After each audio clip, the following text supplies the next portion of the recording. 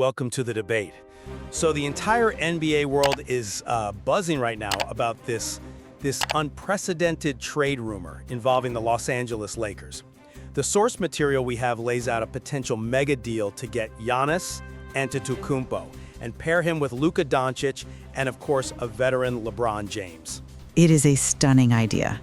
I mean, it's a league-altering concept, absolutely. But we have to look past the shiny new toys and actually evaluate the strategic cost here. Exactly, and that's the real debate. It's not about the talent, it's about the wisdom of the move. So the question is, does the potential for, quote, historical dominance, which is what the Lakers are always chasing, does that justify the extreme, almost crippling risks this trade imposes? I'm going to argue that this is precisely the kind of bold, all-in bet you have to make to achieve that level of domain.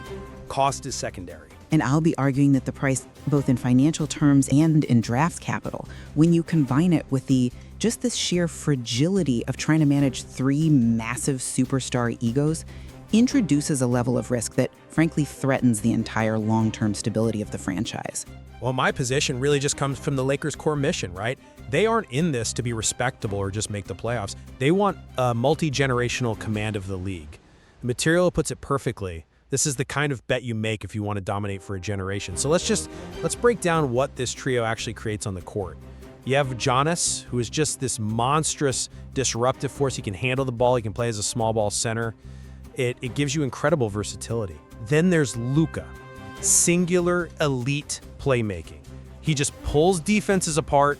And then you have LeBron offering that veteran court reading, transition mastery, and maybe most importantly, that locker room command. The source calls them two totally different complementary weapons, and that's exactly right. Giannis attacking in transition with Luka's half-court genius, it will be explosive. If they pull this off, the whole conversation around the league changes overnight. You stop talking about title contention and you start talking about a dynasty. That's the real value. Okay, I get it. I see why you'd prioritize that immediate ceiling. Of course you would. But my entire concern is the structural integrity you're sacrificing to get there. The proposed structure is just so fragile because the price is designed to leave you with zero margin for error. We're talking about a robust package. Rui Hachimura, Jared Vincent, Gabe Vincent, Maxi Kleber, Dalton Neck. These are all key rotation guys. But the real cost, the true burden, is the draft capital. It's an unprecedented number of first-round pick swaps and unprotected first, stretching from 2026 all the way to 2032.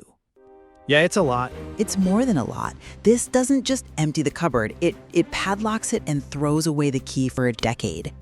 If this core falters because of injury, because of age, because they just don't mesh, the Lakers have no way to pivot, no way to rebuild.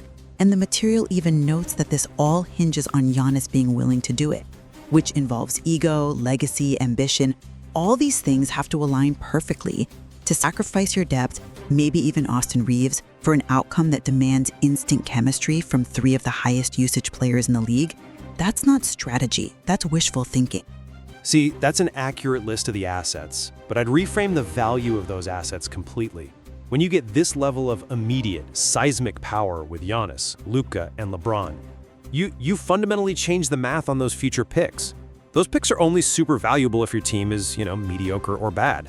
Right. A team with this trio is going to be good. It guarantees success for the next 3, maybe 5 years. So by ensuring you're a title contender every single year, you massively decrease the chance that any pick between 2026 and 2032 ends up being a high lottery pick anyway. You're basically trading a decade of uncertain futures for a handful of guaranteed years of historical contention. For a franchise that measures itself in banners, that's a risk that pays off with championships. That leverage alone is worth the picks. I'm sorry, I just don't buy the premise of assured historical contention. I really don't. Your whole argument depends on perfect health and peak performance from a core that includes a guy in LeBron James who's going to be pushing 40 and then past 40 during this window. Sacrificing picks through 2032 means if one major injury happens, or just, the inevitable decline that comes with age, if that derails the team in the next few years, the franchise is left with no young assets, no internal control, and no ability to trade for help for almost a decade. Okay, but No. This is what analysts call the unresponsive franchise dilemma. If the core fails, the Lakers are stripped of their most liquid assets, their picks, and they can't pivot. They're dead in the water. We even see this echoed in the source material when it talks about Milwaukee's side of it, getting a huge package but with no guarantee of success. If this fails for the Lakers, they become that unresponsive organization. They've sold their survival kit for a lottery ticket. I do acknowledge the danger of the unresponsive franchise. If the absolute worst-case scenario happens, I do. But the ceiling this trio creates is so high that it almost makes the need for a short-term reconstruction irrelevant. We're not just talking about a title contender. We're talking about a team that, on paper, should be shattering records. And you're forgetting the Lakers' brand power. They can always attract veteran minimum guys, even with no cap space. When you can promise a clear path to the finals, good role players will come to you. You use your brand to offset the loss of your draft picks. But relying on brand power to replace actual structural assets is fundamentally risky.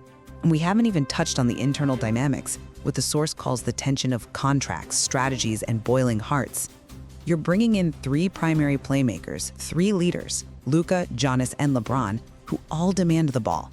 How do you design an offense that maximizes all of them without demanding a level of sacrifice we've almost never seen before from MVP caliber players? You're basically guaranteeing internal friction.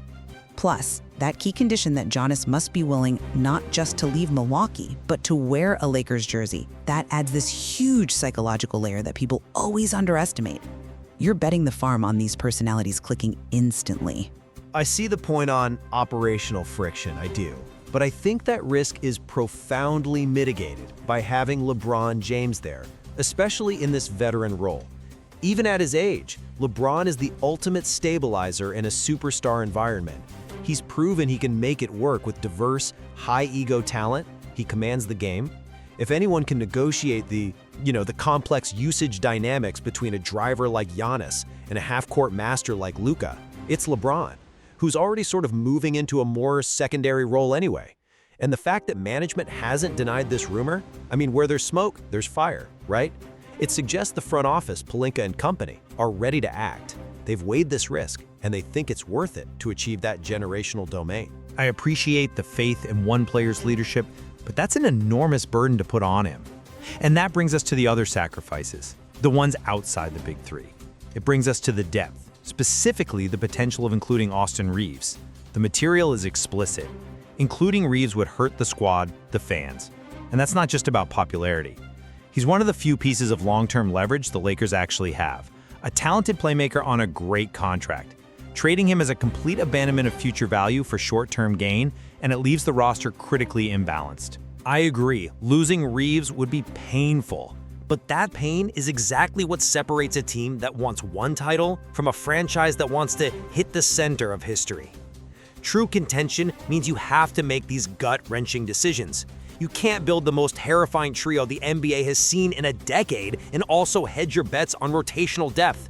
You have to consolidate your power. Hachimura, Vanderbilt, Vincent, they're necessary salary filler to make the money work for a player like Giannis. You are swapping depth for immediate, unparalleled power.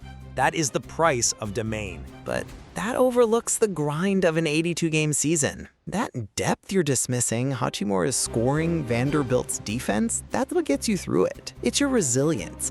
Trading all of that away for star power makes you incredibly vulnerable to small injuries, to fatigue.